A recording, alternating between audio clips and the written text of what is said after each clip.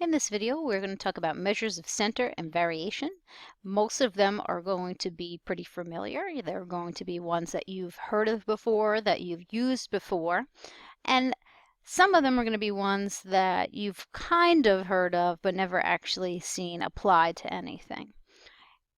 We're going to do a little bit from 3.2 and a little bit from 3.3, so you might see me jump over some slides, which is why I'm using the old PowerPoint that has all of the sections in one long file, and I have left for you the newer PowerPoints that have the sections as individual files so that you don't have to scroll and jump around when you're looking for another example of, say, standard deviation. Before we talk about standard deviation and mean and median, just want to talk a little bit about the two different types of statistics that you'll hear sometimes people use interchangeably. There's descriptive stats, and that's what we're going to look at today. It is how do you take the data set and describe what's going on in this specific data set. This tends to lead to the next one, which is inferential statistics. And many times when you see courses for stats or books for stats, they'll talk about inferential, but it uses the descriptive. Inferential means, all right, now that I have all the descriptive stats, I'm going to use that sample information to make a generalization about what's going on in our overall population. And that is the gist of basically what we're going to do for the remainder of the semester. We're going to take data sets from samples and say, what does that mean for everybody? A general rule for decimal places, you're going to want to go one more place for your solution than you had in your original data set. So if you went one decimal place in your data set, you'll go 2 for your solutions. If you're not sure, go 3 or 4. That way you always have a little bit extra and you're not short. The first one that we're going to talk about, our first measure of center, is the mean. Now, when you hear people talk about the mean, and sometimes me, and I'm sure very often you, we often would say average, right? How do you find an average? Well, you add up all the numbers and you divide by however many you have. But average kind of gets a different meaning in statistics. And so when you hear somebody in stats say average, they may not mean the mean, right? So they may mean what we're going to look at next, which is median. So I'm really going to try to say mean instead of average. And a mean is a very important measure of center. It's very reliable. It's what we call an unbiased estimator, which means that my sample mimics what's going on in the overall population. And it does that because it takes every data value into account. Now, the bad news is that it takes every data value into account. So if you have a lot of outliers, it will skew that mean. So one extreme value can really affect it. So it is not a resistant measure of center. So an example of this would be one that I read in a book called Naked Statistics. You own a bar that has 5 seats, so you can only serve a maximum of 5 people. 5 people walk into the bar. You got 4 regular people with regular everyday type of jobs, teacher, electrician, retail, manager, stuff like that. And Bill Gates. And so if you were to say, hey, what's your yearly salary, teacher? What's your yearly salary, electrician? What's your yearly salary, Bill Gates? And you got those 5 numbers and you added them up and you divided by 5, it would look like you serve millionaires because you have 4 people with salaries that are our usual kind of salaries, 30, 40, 50, 60,000, and then you got him. And so his outlier, his extreme value, skews that mean. And so if you were to say, well, my average customer is a millionaire, that's not really true, right? Because you have 4 regular people and Bill Gates. A better measure of what your quote-unquote average customer looks like is the median. And that would be the middle value. So you would put your 5 salaries that you collected in order from the smallest to the largest value and say what number is right in the middle that is the best representation of my customer's salaries in the year, and Bill Gates is sure not going to be in the middle, right? He's going to be way up at the high end. We often call the median tilde x tilde. You probably won't see that a whole lot in the stats that we're going to be using. The calculator actually just says MED, and so it would be ME for median on the calculator. The median is not affected by extreme values, so Bill Gates could be anybody. I mean, you could take that value and multiply it by 10. It's not going to change the median because it's the extreme values won't pull now on that measure of center. It's just he's just further away from the center than it was before. How do you find it? You take all the data values, you put them in numerical order, and you look for the middle one. So if you have an odd number of data values, it's going to be the guy right in the middle. If it's an even number, what's going to happen is when you start to pull them off in pairs, and I'll show you that in a second, you're not going to have a middle value because basically everybody had a dance partner. And so when that happens, we'll have to find the mean of those two middle numbers. So for example, let's say I have these 6 data pieces right here. I put them in numerical order, and I start to think about it as pairing them up. So I'm going to pair this one, the outer ones, and then kind of work my way in. And everybody's got a pair. So my middle number doesn't really exist, right? It would be right in here if I had somebody left over. So what I'll do is I'll take the 0.73 and the 1.1. I'll add them together and divide by 2 to find the mean of that last pair that I grabbed. And that mean of those two middle values is going to be my median. So the mean and the median do not have to be a number that's already in the data set. In all likelihood, they won't be. Now, if you have an odd number of data pieces, like we have in the second example, when you put them in numerical order and start to pair them off, you will be left with somebody, right? He doesn't have a dance partner, so he gets to be your median. The calculator will find mean and median for you, so that's pretty helpful. It will not find mode. That's okay, because mode's pretty easy to find. It's the number that appears the most, and we also don't use it a whole lot. So the next few that we'll look at are ones that are measures of center that we don't see very often. We're usually much more interested in mean and maybe even median. You can have 2 modes, you can have 5 modes, you can have no mode. One type of mode situation is not more likely than any other. Right, so it's not like every data set's got to have a mode, and it's unusual to have 1 or none or 5. It just depends on the data. We can't do this with data sets that are nominal, right? That have no order. So we won't worry about that. In example A, my mode is 1.1 because 1.1 appears twice and everybody else appears only once, so I have one mode. In example B, I have 3 27s and 3 55s, but I have 2 88s and 1 99. So I have 2 modes here. So this guy's bimodal because the 27 and the 55 both appear 3 times, which is more than anybody else. Now, if the 99 was another 88, each one would appear 3 times, and so there would be no mode because nobody appears more than anybody else. Like in letter C. 1, 2, 3, 6, 7, 8, 9, 10. Everybody's only once, so there's no mode. Range is a distance between the max and the min. We can use this a little bit later on when we talk about measures of variation, so range will pop back up a little bit.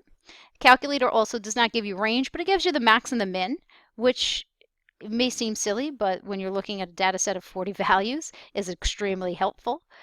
And then you can just go ahead and subtract. Mid-range, you'll probably never see again after this. It is the mean of the max and the min value. So also very sensitive to extremes like the range is. If your data set is what we call normally distributed, so everybody is kind of in that bell curve shape, then the mean is going to be your best measure of center. If the data set is skewed, and we'll talk about what skewed means a little bit more in another video. Then you'll want to use the median. Mode is what we kind of use when we just have categories for like qualitative type data. And mid-range, as you can see from the slide, we don't use. I'm not really sure why we always talk about it, because we never use it. Some fancy lettering for you. That funny looking E means sum. And so when you see something like this, that means add up all the things that I'm going to talk about after this, which will probably involve an X, which is our magic placeholder in algebra to represent whatever it is that we want it to represent. Lowercase n is the number of data values in the sample. That's important. Capital N is the data pieces in our population. We usually don't have capital N. We're usually talking about little n, and then getting those descriptive stats to talk about what we think may be happening in capital N.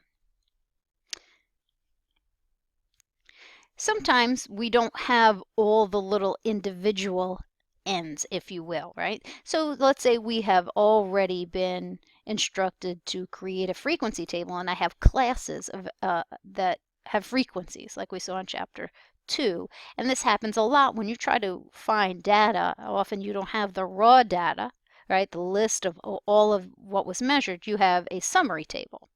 And you may want to find a mean. Now, we don't ever say mean anymore because we like to be complicated in stats. We say X bar, and this is what the calculator will call it. X bar is for my sample. I will take the sum of all x's. I will add up all those x's, and then I will divide by how many I have. That's how you find the mean. This is just a fancy way to write it. If that mean represents a sample, we say X bar. If that mean represents a population, which is pretty rare, then we call him mu, which is why in Moodle you have a little picture of a cat with this crazy looking symbol coming out of it, because you say this as mu. If you don't have all the individual values, then we're going to use the class midpoint. That would be my X. So I would go to each class, find the class midpoint, multiply it by how many are in that class, and then add that all up. Then I'll divide by how many things are in my data set. That will give me my X bar, or my mean. Another version of this, if you will, is the weighted GPA, weighted mean, and GPA is the best example and most relevant for us of what that means. So the X is how many points it's worth, and this is how many you have. And so you'll multiply those two things. So you think about your class midpoint times how many you have. For GPA, we'll talk about points times how many you earned over how many points that were out there to be had. And so let's do a quick example of this. Let's say that you took 12 credits last semester. You took a 4-credit chemistry class. You took a 4-credit math class. You took a 3-credit psych class, or sociology, since I'm writing an S. And let's say you took that 1-credit ACA that you have to take, right? So you took 12 credits last semester. This is W.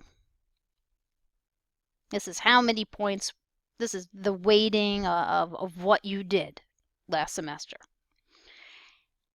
The points, the X, are from something called quality points, and this changes from school to school roughly. Most schools use a 4-point GPA, but if you have someplace that has pluses and minuses, like a B plus or a C minus type of situation, then these values change a little bit. Let's say that you got an A in chemistry, a C in math, a B in soc, and let's say an A in ACA. For every A that you earn, you get 4 quality points for each credit. So this was 4 credits. For each one of those credits, I'm going to get 4 quality points. Let's say you get a C in math, or let's go to B first. Let's say you get a B in that SOCH. For every B, you get 3 quality points. And for every C, you get 2 quality points. And if you got a D, it would be 1. And if you got a F, you get nothing. So for every one of these 4 credits, you get 4 quality points. So for this course, you earn 16 quality points. For this A, since it was an only 1 credit class, you would only get 4. For every B, you get 3, and this was a 3 credit class. So this got you 9 quality points. And for C, you get 2, so this one only gave you 8 quality points. And so then I will add this up. 16 plus 8 plus 9 plus 4, right? That is my W times my X. And so right here, this is my sum of my W's and my X's. And that was 37. Divided by the sum of my W's. So I'm talking about 37 divided by 12, and my GPA is 3.08. That was your. Now let's say you got a B here instead. You say, oh no, I did the extra credit, right? And I got to get the B, and so now you get 3 here. So instead of getting 8, you got 12. And so instead of 37, that's a 41. Now you earn more credits, or more points, but you still have the same number of credits. So that's why your GPA goes up. 3.4. Let's look at the difference, right? So the classes that are worth more, those are the ones you want to get the highest grade you can in, because that's what's going to have the largest impact on your GPA. If you failed this, it's not going to be a big difference. So that's how you find a weighted GPA, or weighted average. Those are all my measures of center. So now what I want to do is kind of shift gears a little bit and go to 3.3 and talk about measures of variation, of which we'll only really have 2. The big one is standard deviation. So standard deviation is a simple idea with a very strange definition.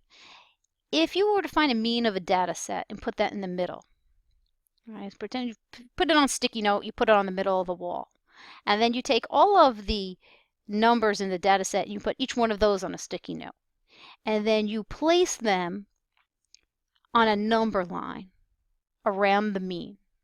So let's say your mean is a 35 and then you had a 40. So you would take that sticky note with the 40 and you put it to the right. And then you said, well, 40 is about, I forget what I said for the mean. What did I say? 36? 4 away from the mean, and so that distance is 4. And then you wrote that number down on another piece of paper. And you did that for every number that you have in your data set. How far away is this number from the mean? And then you've kind of found the mean of all those distances. That's kind of standard deviation. It's on average, quote unquote, how far away are these numbers from the mean. It's denoted with an S. It will be positive for us, not usually positive. It will be positive. If you have outliers, that's going to dramatically impact what's going on with your S value, right? Since we're talking about a mean, which is also very susceptible to outliers. And the units of measure for the original data set is also what you would use for S. So if I'm talking about quality points, S is quality points. If I'm talking about dollars, S is dollars. This is the crazy formula that we are never going to use by hand to find our sample standard deviation. That's what the little s is about. Right? So this is my sample standard deviation. In the calculator, it will look like that. You would take each data value, say how far away you are from the mean, you would square it, and then add all of those up and divide by 1 less. Now, the 1 less, for the sake of time, is to give you a little bit of buffer room because you don't know the everything. Now, if you did know the everything, that would be the formula. You see, it almost looks exactly the same, right? If I knew the everything, then my mean would be mu, and I wouldn't need to leave a buffer room because I know everything. And then this funny looking guy is sigma. And in the calculator, it will look like this. Sorta. We won't ever do this by hand. you'll want to watch how to use 1VARS in your calculator to generate all of these lovely values for you. Now, it will give you S and sigma. Now, we'll never really want to ever pull out the sigma. We'll want to pull out the S. But it does give you both, so then you can find the variance. And variance really is just this number underneath here. It's the number before you took the square root. The variance is also an unbiased estimator, like our mean, but we don't really like variance. It doesn't really help us out a whole lot. So then we always take the square root so we can find the standard deviation. So S squared is actually the number that's underneath the square root. So it's a little bit different. So you wouldn't take S and then take the square root. No, no. It's going to give you S, you square it, and then you get variance. Same thing with the population. It will give you sigma. You square it, you get the population variance. Now, in the rare event you're walking down the street and somebody jumps out and says, here's all of your numbers. I need a standard deviation stat, right? Or you're in a situation more likely that you just don't need an exact value and you just kind of need a quick estimate. You can use the range. Remember this guy, it's your max minus your min. And then you could divide that by 4, and that kind of gives you an estimate of what S is. So I had those data values before. I think my high was a 1.1 and the minimum was a 0.4. I'm going to make it a 0.41 just to make my life a little bit easier. So my difference would be a 0.7. And then I could divide that by 4, and that would give me an S. And you could say, oh, it's about, I don't know, whatever the heck that is, right? 0.01 change. If for some reason you needed that very quickly. Those are our measures of center and our variation. So this is for most of 3.2 and a little bit and 3.3.